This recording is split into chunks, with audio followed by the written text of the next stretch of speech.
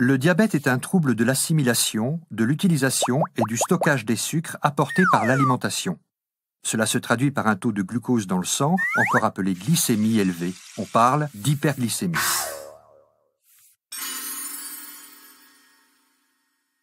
Les aliments sont composés de lipides, protides et glucides. Ce sont eux qui fournissent l'essentiel de l'énergie dont a besoin le corps pour fonctionner, qui passe dans l'intestin, puis rejoignent la circulation sanguine. Quand on mange, le taux de sucre dans le sang augmente. Les glucides sont alors transformés essentiellement en glucose. Le pancréas détecte l'augmentation de la glycémie. Les cellules bêta de celui-ci, regroupées en amas, appelées îlots de Langerhans, sécrètent de l'insuline. Celle-ci permet au glucose de pénétrer dans les cellules des muscles, des tissus adipeux, ainsi que dans le foie, où il va pouvoir être transformé et stocké. Ainsi, la glycémie peut augmenter légèrement, puis revenir à un taux normal, et le glucose être converti en réserve et en énergie. Chez les personnes atteintes de diabète, ce système ne fonctionne pas. Par un dosage de la glycémie pratiquée en laboratoire. Un diabète est avéré lorsque la glycémie à jeun est égale ou supérieure à 1,26 g par litre à 2 reprises ou à n'importe quel moment de la journée égale ou supérieure à 2 g par litre. Oui, on distingue principalement deux types de diabète. Le diabète de type 1 qui touche 10% des diabétiques, le diabète de type 2 qui en touche 85%, les autres types de diabète concernent les 5% restants.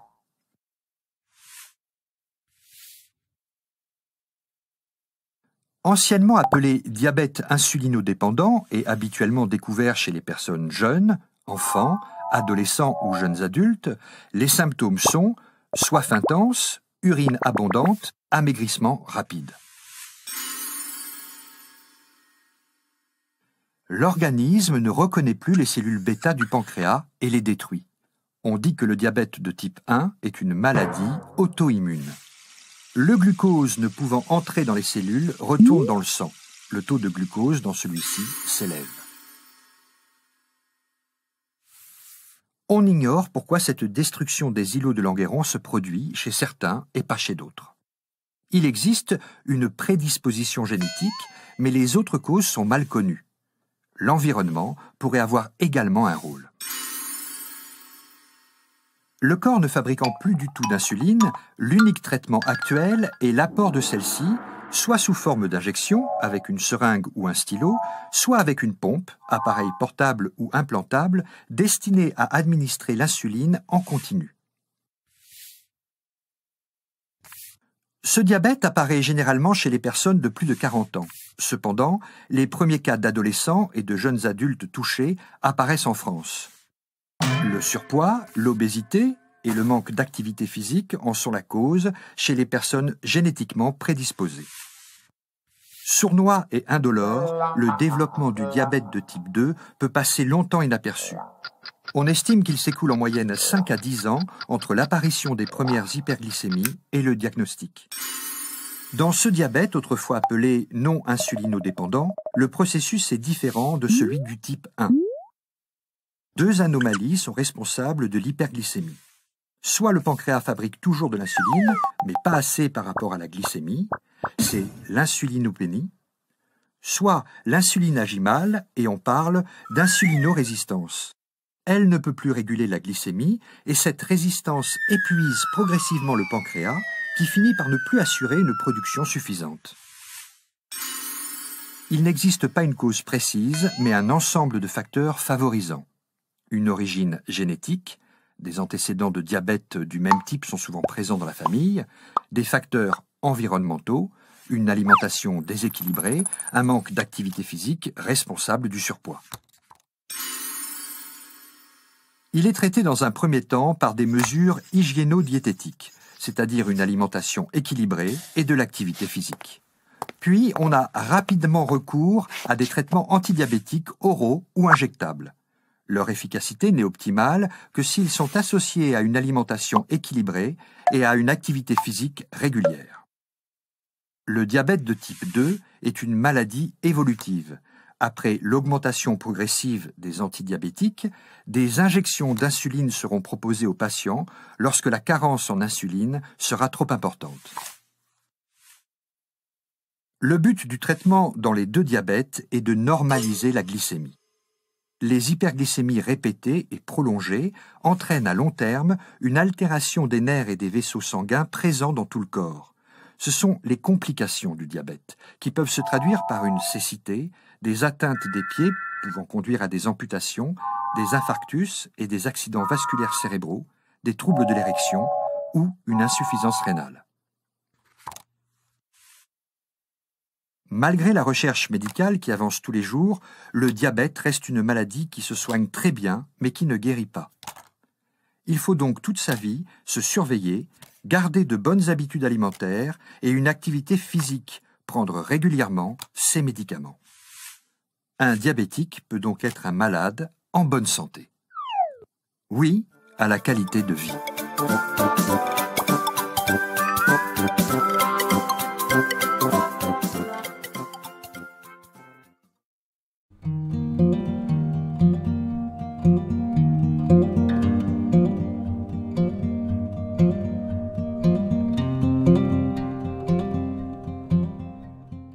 Je suis M. Marmet Raymond, né le 10 octobre 1943 à Chalex dans l'Ain. Je suis issu d'une famille d'ouvriers. Mon papa a été longtemps pâtissier et ma maman, sans activité, elle s'occupait de ses enfants. Dans ma famille, mes parents, enfin, mon père était diabétique, mais sur le tard, pas tout de suite.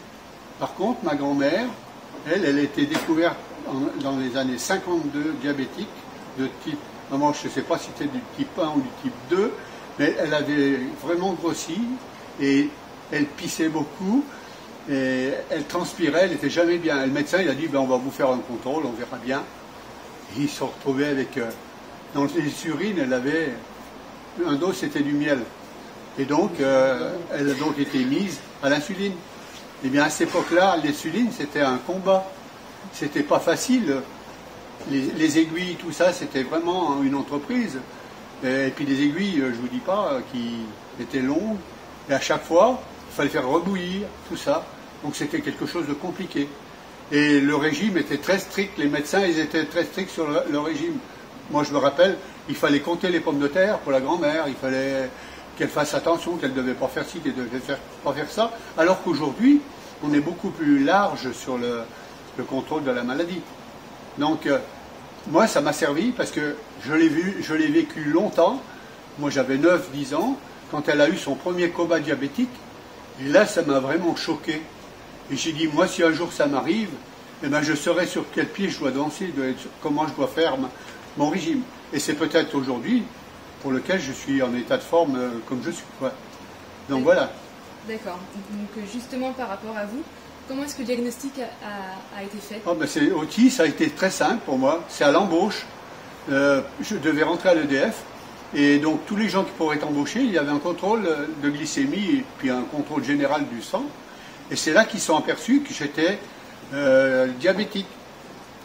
C'était pas beaucoup, mais j'avais déjà dépassé le seuil de 1,26. Donc ils m'ont mis en traitement à ce moment-là. Donc c'est un peu grâce à ça, donc c'était en 67, vous pouvez compter, vous mettez ça au bout, et ça donne mon état de toute ma vie. D'accord. Et comment avez-vous vécu cette annonce? Alors moi, ça ne m'a pas surpris dans la mesure où mes ancêtres étaient diabétiques, donc j'ai pris ça très bien. Hein. J'ai dit, ben, c'est ça, donc voilà, il va faire comme ci, comme ça, mon régime. Alors, ça n'était pas favorable dans la mesure où mon emploi était que je travaillais en 3-8, et ça, je l'ai fait pendant 30 ans. Donc si la maladie avait dû évoluer défavorablement, j'aurais pu être beaucoup plus gravement atteint du fait que, au niveau de l'alimentation, de mon régime en général, il n'était pas très suivi. Malgré les cachets qu'on me donnait, je faisais un contrôle de temps en temps, mais ce n'était pas suivi. Et je vous dis, j'ai eu la chance que ça se passe bien pendant tout ce temps-là, je dormais bien, j'ai bien vécu malgré les nuits, les matins, les jours décalés, ça s'est bien passé.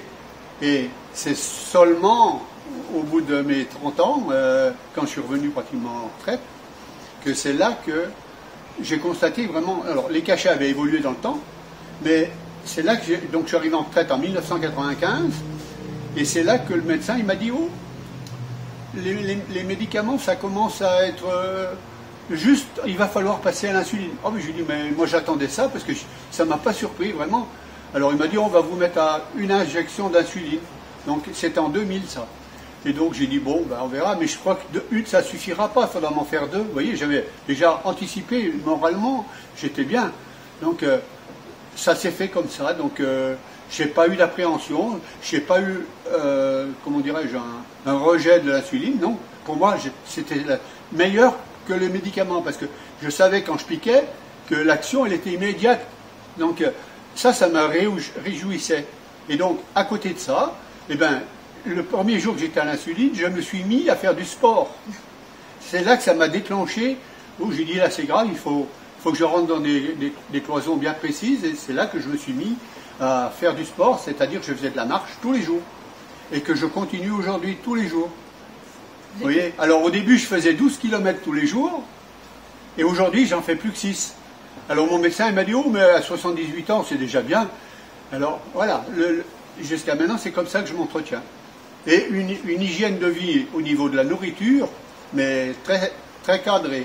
J'aime bien faire un repas copieux de temps en temps, mais ma ligne de conduite, c'est tous les jours manger à des heures très régulières et lister les lipides, glucides et protéines bien équilibrés de façon à être tip-top. Et moi, je regarde ma glycémie, en moyenne depuis 10 ans, je suis à une glycée de 6,4. Donc je peux dire que ça va bien. Par rapport à la surveillance du diabète, comment est-ce que vous vous surveillez au quotidien? Alors, je dirais que ma plus grosse difficulté dans le diabète, ça a été le contrôle par les piqûres au bout des doigts. Parce que j'en faisais 7 à 8 par jour, et mes doigts, ils devenaient très sensibles, et dès que je piquais, ça me faisait des douleurs dans tout le bras. Heureusement qu'est arrivé ce nouveau contrôleur avec la pastille et le détecteur qui a supprimé, aussi bien pour les enfants que pour les adultes, une douleur qui maintenant n'existe plus. On fait tous les 15 jours, on met l'appareil et on est tranquille. Donc ça a été quelque chose de formidable. Et là je l'ai donc depuis qu'il est passé en 2017, qu'il est en activité et remboursé par la sécurité sociale.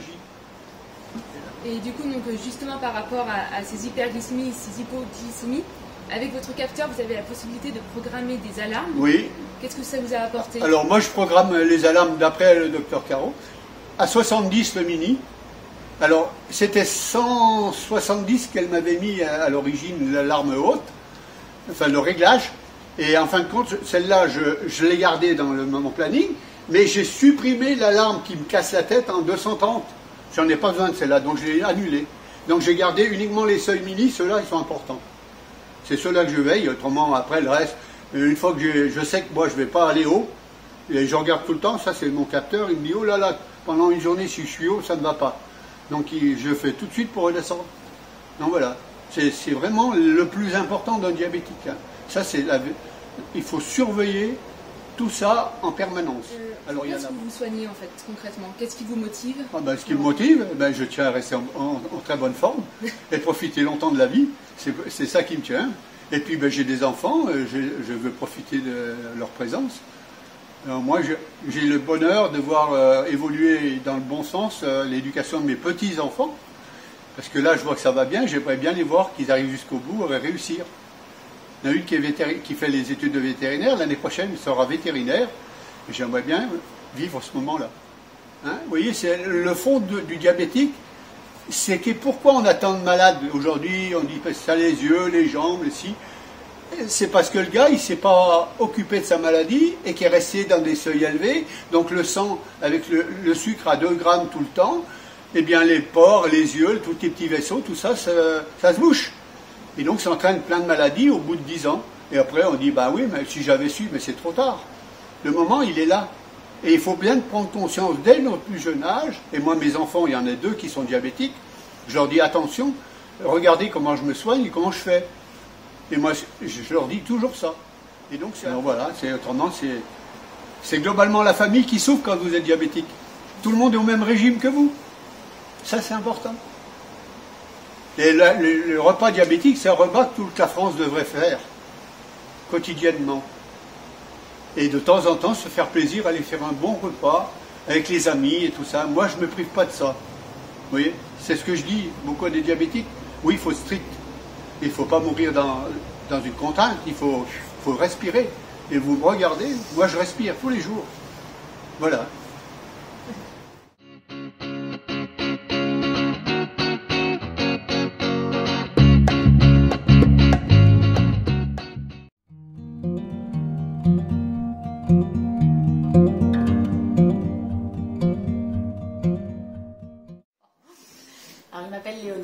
Je suis diabétique de type 1 depuis l'âge de mes 7 ans, donc ça fait 29 ans. Et comment vous avez découvert que vous êtes diabétique? Par chance, j'ai un médecin dans ma famille qui m'a fait une analyse d'urine parce que je buvais énormément, j'étais très vite essoufflée, pâle et je maigrissais. Donc il m'a fait faire une analyse d'urine pendant les fêtes de Noël et on s'est rendu compte que j'avais de l'acétone et du sucre dans les urines. D'accord. Et à 7 ans, comment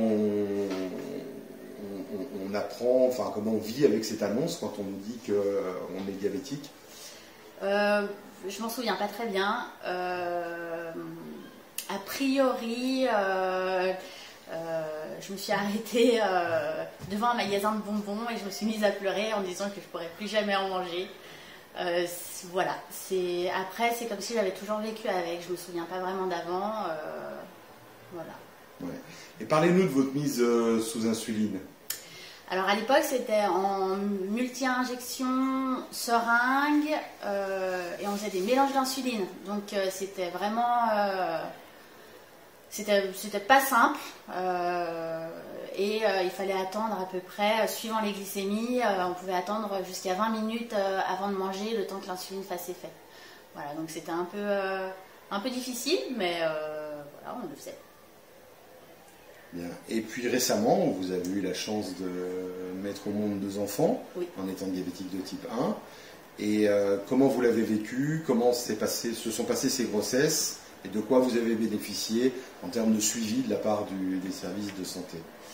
Alors, les 2 grossesses se sont passées globalement très très bien. Je suis quelqu'un d'assez assidu, donc on avait bien préparé le terrain avant avec mon médecin. Et la première grossesse, il fallait que je fasse toutes les 2 heures des glycémies pour vérifier si tout allait bien et en cas faire des corrections. Et la seconde grossesse, là j'avais un capteur, un freestyle qui me permettait d'avoir en instantané mes glycémies et qu'elles soient envoyées automatiquement à mon diabétologue. D'accord. Donc là, vous parlez de la pompe à insuline. Et ça vous apporte quoi, la pompe à insuline, dans votre quotidien? Une stabilité de mes glycémies, de mon diabète, et in fine, d'éviter beaucoup de soucis de santé. Au niveau des yeux, au niveau des reins, j'ai aucun problème. Ça va faire 30 ans que je suis diabétique. Et je pense que la pompe à insuline m'a vraiment sauve ma santé, en fait. D'accord. Et je crois savoir que sur la 2e grossesse, donc vous avez bénéficié du service de télésurveillance. Est-ce que vous pouvez nous en dire un petit peu Alors la télésurveillance fonctionne avec des applications, dont MyDiaby, et on est en relation très régulière avec les médecins, avec une équipe de diabétologues, voilà, qui nous propose des modifications de basal, de bolus. Voilà, c'est de l'instantané. Donc si on a des questions, voilà, on est en relation avec eux direct. Voilà, donc vous vous sentiez comment par rapport à ça, par rapport à cette situation de vous savoir quelque part, pas surveiller instantanément, mais au moins surveiller, ça vous apportait un confort supplémentaire pendant la grossesse? Oui, ça m'apportait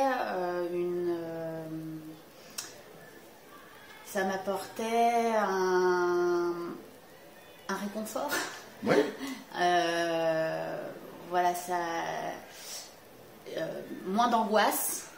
Parce que c'est vrai que pendant les grossesses c'est très compliqué, on dit toujours qu'on est à la traîne par rapport au diabète, avec les hormones ça peut changer du jour au lendemain, c'est très très rapide et on est toujours en retard par rapport aux modifications d'insuline, et c'est vrai que le fait de poser les questions à une équipe médicale sur nos doutes et d'avoir les réponses rapides nous permet d'enlever beaucoup d'angoisse et un poids énorme en fait, qui se réduit. D'accord. Et quant à l'avenir, notamment de vos 2 enfants, puisque vous êtes diabétique, donc ils pourraient être diabétiques, c'est pas forcé, mais ils pourraient l'être, c'est quelque chose qui vous inquiète ou pas? Alors oui, parce que c'est une maladie, c'est une pathologie qui est quand même lourde actuellement. On a des traitements qui sont... Voilà, l'insuline c'est vital. Maintenant, je l'ai eu à 7 ans et on vit très bien avec. Maintenant, les traitements sont... Voilà, il y a la pompe à insuline, on se pique une fois tous les 3 jours. Le traitement en stylo, c'est 4 fois par jour. Voilà, il y a une aisance. Voilà, c'est très facile de vivre avec. Ouais. On nous propose beaucoup d'outils pour bien gérer et pour bien vivre avec. Donc, si mes enfants sont diabétiques, ce sera embêtant, mais je sais qu'ils pourront vivre avec. Pourront vivre correctement avec, et surtout on ne sait pas ce qui va se passer demain, et vu que là il y a la pompe à insuline en boucle fermée qui est en train de sortir, qui sait, dans quelques années il y aura peut-être encore des nouveautés. D'accord. Votre aîné qui a 3 ans, je crois, vous pose déjà des questions, enfin il a remarqué quelque chose? Ah oui. Ouais. Quand je bois des jus de fruits, oh maman, je suis faible. Voilà, c'est du mimétisme. Il me regarde quand je change ma pompe à insuline. Voilà. Donc, non, il regarde. Il comprend les choses. Ouais. Très bien. Merci, Léonora. Merci.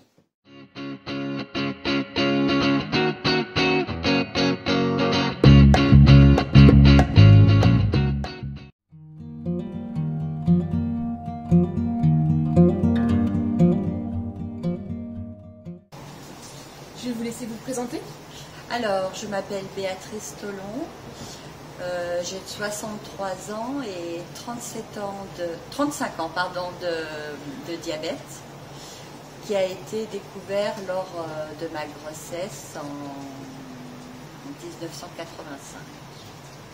Et comment vous avez vécu cette annonce? La catastrophe, l'effondrement. Une grossesse, c'est un moment heureux, c'est quelque chose qui est... dans la vie, c'est un projet commun avec mon mari qu'on attendait, c'était quelque chose de merveilleux. Et le coup près tombe, c'est la catastrophe. C'est la catastrophe. Déjà parce que moi, je me disais, quelles conséquences pour mon bébé? Qu'est-ce que c'est que cette maladie? Quelles vont être les conséquences pour tout le monde? Donc ça a été vraiment quelque chose de difficile à encaisser, franchement. Et donc, vous bénéficiez d'un traitement par ce qu'on appelle la boucle fermée. Oui. Est-ce que vous pouvez nous expliquer en 2 mots ce que c'est? Alors, moi, en 35 ans, j'ai quand même vu l'avènement de pas mal d'évolutions technologiques. Le premier lecteur de glycémie, c'était déjà une évolution. La pompe à insuline, la deuxième, le freestyle. Et là, c'est plus qu'une évolution, c'est une révolution. Parce que grâce à ce système, qui est donc une pompe liée à un capteur intégré, qui est en liaison, cette machine intelligente est capable de capter mes glycémies en continu et d'adapter des bolus quand il y en a besoin en dehors des repas. Lors des repas, je rentre mes glycémies et elle me propose aussi un bolus en fonction de ça. Donc elle se débrouille toute seule, il faut lui faire confiance. Et je veux dire que là, j'ai un taux d'hémoglobine que j'ai jamais eu. La dernière était à 6,6, quelque chose de incroyable. Donc pour moi, là, c'est la révolution, vraiment la révolution. Et qu'est-ce que ça vous apporte au quotidien? Disons que j'ai plus de confort, plus de liberté de vie. Je peux un petit peu oublier les choses puisque c'est elle qui va gérer mon diabète et tout ça. Donc une certaine sérénité, un apaisement dans ma vie.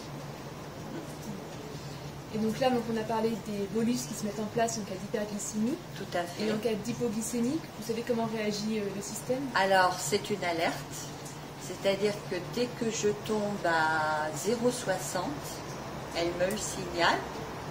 Donc voilà, là c'est à moi d'intervenir et de me resucrer. Alors là je l'ai fait remonter, je trouve que le seul petit hic, c'est qu'à la pompe, je ne peux pas lui dire que je me suis resucrée. C'est bien que tant qu'elle n'est pas remontée à la norme, elle va faire des alertes et des alertes. Alors que moi, il me faut bien un quart d'heure, 20 minutes pour que je vois ma glycémie remonter.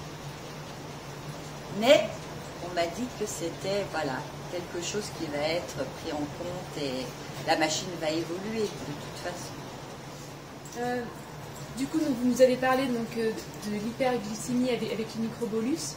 Et par rapport à l'hypoglycémie, comment est-ce que le mécanisme fonctionne? Alors, dès que je suis en alerte basse, la pompe s'arrête. Elle gère donc toute seule. Si jamais mon taux de glycémie continue à baisser, j'ai une alerte qui me dit de me resucrer.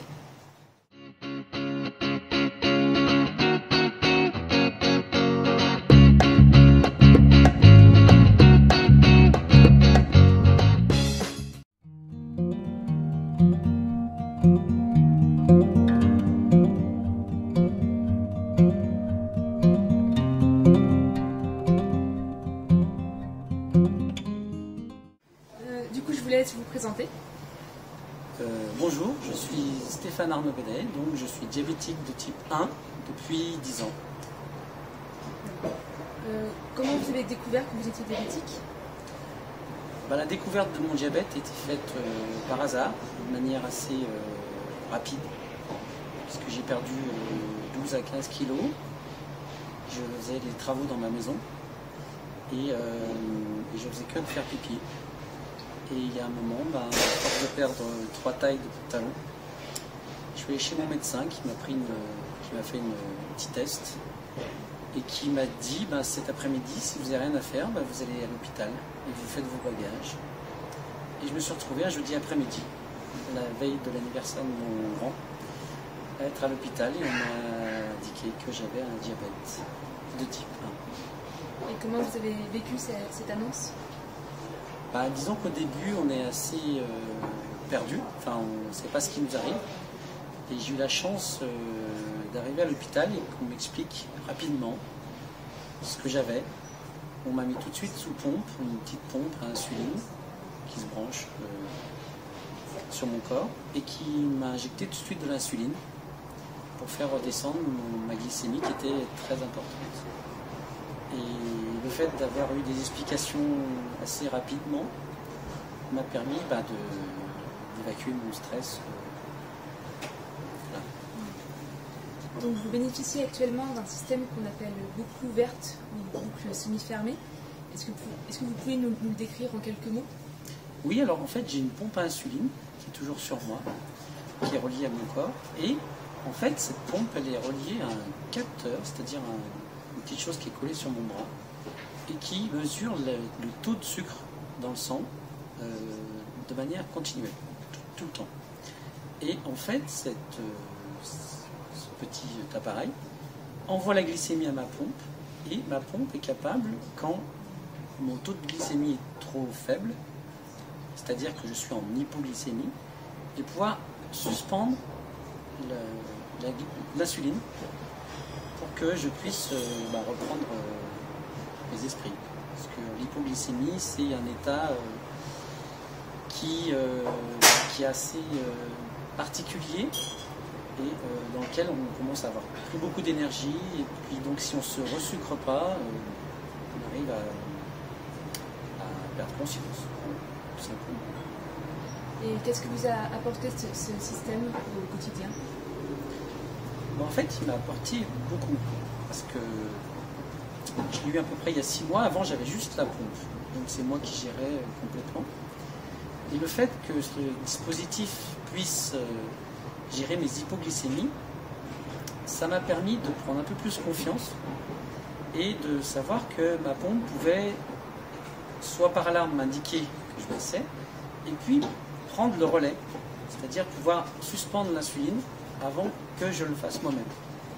Parce qu'en général, on a des activités, puis un bip, ça prévient, mais on n'a pas forcément toujours l'idée tout de suite d'arrêter l'insuline. Et là, ça travaille pour moi en fait. Donc ça me libère un petit peu l'esprit et ça me permet de me resucrer dans de meilleures conditions. Même si parfois l'hypoglycémie subsiste un petit moment.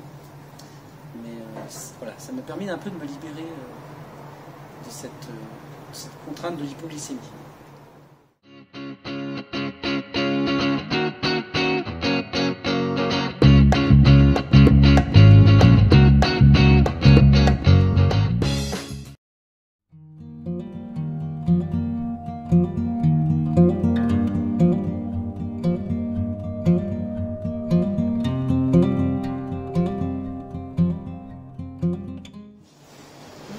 Je vous laisse vous présenter. Jérôme Carigno, je suis diabétique depuis 2007. On m'a découvert mon diabète à la suite d'une perte de poids. Je buvais beaucoup, j'urinais beaucoup, jusqu'à ce que je fasse un coma diabétique. Prise de sang à l'hôpital, on m'a dit que j'étais diabétique. Comment est-ce que vous avez vécu cette annonce? Assez bien, ça m'a pas trop gêné. J'étais très bien suivi par le service de diabétologie d'Annecy. Et on m'a expliqué que c'est une maladie qui se soignait très bien maintenant, dont on ne guérissait pas, mais qu'on pouvait très bien vivre avec, donc ça ne m'a pas trop gêné. Puis comme l'équipe était bien, nous encadrait bien, point de vue médical, puis soins à côté, ça ne m'a pas porté plus de soucis que ça. Du coup, vous pratiquez ce qu'on appelle l'insulinothérapie fonctionnelle. Est-ce que vous pouvez nous expliquer en quelques mots en quoi ça consiste? Ça veut dire que tout ce que je m'injecte comme insuline par rapport à mes repas, je calcule par rapport au glucides que j'ai dans mes repas. Donc j'ai appris à calculer ce que vaut 100 grammes de pâtes, de féculents. J'ai fait un stage sur Grenoble pour ça. Donc avec l'hôpital, on a mis un protocole. Pourquoi, pour moi, il me fallait 1,5 unité pour 10 grammes de glucides. Donc je calcule mes glucides, mon insuline que je dois m'injecter pendant mes repas, comme ça. Et qu'est-ce que ça change dans votre quotidien? Sur mon diabète, ça équilibre mon diabète, parce que quand je sors du repas, je ne suis pas en hypo ni en hyper, parce que j'ai mis généralement la bonne dose. À part quand je fais des repas au restaurant. Et ce n'est pas trop contraignant, justement, pour le repas de famille ou les sorties au restaurant? Si, un peu, si. Mais avec le temps, on apprend à voir ce que c'est qu'une portion de 200 grammes de féculents, de glucides. On arrive à estimer, donc on peut calculer assez facilement. Puis on a maintenant avec les téléphones qu'on a, on peut mettre un logiciel qu'on appelle le glucocompteur. Ça nous marque les proportions pour 100 grammes de telle proportion, 100 grammes de pizza, 100 grammes de ceci. Ça nous calcule automatiquement votre portion de glucides. Donc ça va assez vite.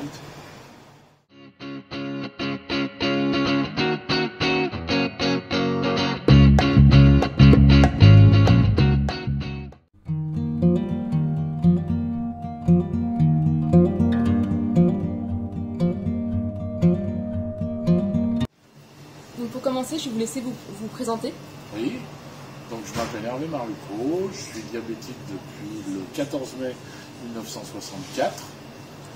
Donc je suis né en 58, donc ça fait 57 ans que je suis diabétique. Je suis à la retraite et là j'ai travaillé 38 ans dans la restauration. Voilà.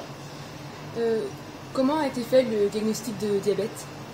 Alors, le diagnostic de diabète, à l'époque, j'ai commencé à beaucoup boire, à manger 1 kg de sucre par jour.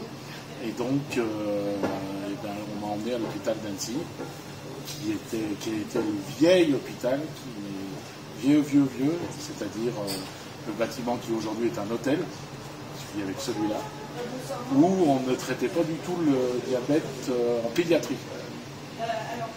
Donc, nous sommes partis en famille à Lyon. Où là on a diagnostiqué le diabète et où on a appris à se soigner. Voilà. Et comment avez-vous vécu cette annonce? Moi à l'époque, absolument aucun souvenir. Enfin, je dirais, hormis effectivement le souvenir, je me souviens que je buvais beaucoup et donc que je passais mon temps aux toilettes à pisser, mais autrement, non, ça m'a pas choqué émotionnellement en tout cas. Donc, du coup, à ce moment-là, on vous a trouvé un diabète de type 1. Oui. Et donc, il y a un traitement par insuline qui a été mis en place. Oui. Donc, au début, ça se passait comment? Au début, vu que j'avais 5 ans et demi, c'est ma maman qui a pris des cours d'infirmière, parce qu'on est resté 15 jours à Lyon pour apprendre justement à traiter ce diabète. C'était pas facile, puisque à l'époque, il n'y en a pas beaucoup qu'on connaît, mais c'était des seringues en verre, avec des grandes aiguilles en argent. Et on faisait une dose unique pour la journée, pour les soi-disant 24 heures. Voilà. Donc les calculs n'étaient pas simples, sachant en plus que pour se contrôler, c'était dans les urines, avec un petit kit où on mettait 5 gouttes d'urine, 10 gouttes d'eau dans un tube à essai, avec un cachet réactif qui donnait une couleur très très approximative. Voilà. Et du coup, donc après, vous avez connu les stylos à insuline? Ah non, d'abord j'ai connu les seringues jetables. Bien avant les stylos, les seringues jetables. Et ensuite, on a connu, ça, les seringues jetables, ça a été une grande évolution. Parce que déjà, et c'est le moment aussi où j'ai appris à me soigner tout seul, parce que je suis parti dans ce qu'on a, à l'époque, il y avait des colonies diabétiques. Ça, on apprenait énormément en colonies diabétiques, puisqu'il fallait se débrouiller. C'était tout simple, on apprenait à se piquer, on apprenait à se contrôler, on apprenait à gérer nos traitements, donc ça a été une très bonne évolution, ça. Et les stylos, c'est mieux plus tard. D'accord. Et du coup, comment est-ce que vous avez vécu donc, ces différents formats d'insuline? Les évolutions, je vous dis déjà, le plus gros progrès pour moi, ça a été les seringues jetables. Puis ensuite, effectivement, stylo, vous piquez comme vous voulez, donc ça, c'était très pratique. Bon, à l'époque, il y avait encore une injection de piqûre pour la langue, les stylos, j'utilisais que de la rapide à l'époque. Et puis, ça aussi, c'est une bonne évolution parce que ça permettait plus de liberté. Quand vous alliez au restaurant, vous n'étiez pas obligé de vous trimballer avec une seringue, du coton, du produit désinfectant et vous planquez dans les toilettes. Vous pouviez piquer discrètement, même à table, avec les stylos. Donc c'était quand même très pratique. Et j'ai connu la pompe dans la continuité. En 2001, la première pompe à Grenoble, puisque Annecy, on n'en installait pas encore. Donc c'est Madame Caro qui m'a envoyé à Grenoble, pardon. Et là, je suis resté 3 jours, on m'a appris à se traiter avec une pompe insuline, qui étaient des pompes filaires, donc qui ont évolué tout doucement jusqu'au jour où on a mis la pompe. Moi j'ai une pompe maintenant patch. Alors ça c'est aussi une belle avancée parce qu'il n'y a plus justement ce fil. Donc pour moi ça c'est une grosse évolution. Et par rapport au stylo, qu'est-ce que la pompe vous apporte? Une liberté, déjà il n'y a plus à se piquer. Quand au jour d'aujourd'hui vous avez une pompe d'une part et en plus vous avez le capteur freestyle, vous contrôlez autant de fois que vous voulez, vous n'avez plus besoin de vous piquer le bout du doigt. Moi il m'arrive de me contrôler 7-8 fois par jour. Et donc et le stylo c'était minimum 3 à 4 fois par jour. Donc ça c'était une évolution, il n'y a plus de piqûres grosso modo. Donc justement, vous parlez là du capteur freestyle, est-ce que vous pouvez nous expliquer en quelques mots ce que c'est? Le capteur freestyle, c'est un capteur qu'on se met sur l'épaule qui nous permet de contrôler nos glycémies. Donc c'est pas un contrôle dans le sang, c'est un contrôle dans le liquide interstitiel, voilà. Et donc ça c'est une évolution extraordinaire. Parce que moi, pour vous dire que au niveau du bout des doigts, j'avais plus de sensibilité, j'avais le bout des doigts tout noir, à force de se contrôler, parce que quand vous contrôlez 3-4 fois par jour, et dans mon métier, je peux vous dire la restauration, quand vous avez plus de sensibilité, c'est qu'il y a un problème. Donc le capteur freestyle, c'est une grosse, énorme évolution.